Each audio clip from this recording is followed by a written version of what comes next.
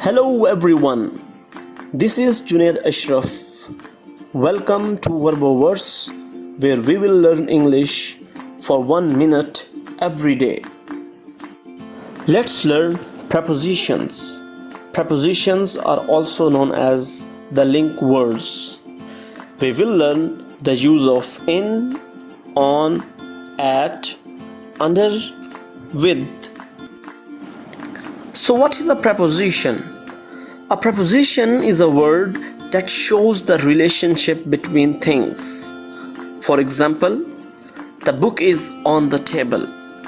The word on is a preposition and it is showing a relationship of book with the table. You need not to worry, we have brought examples for you. The first one is, the cat is under the table. Under is a preposition.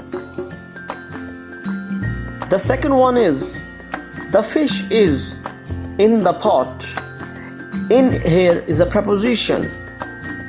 Next is, the book is on the table. On is the preposition. Next is, the meeting is at 3 p.m.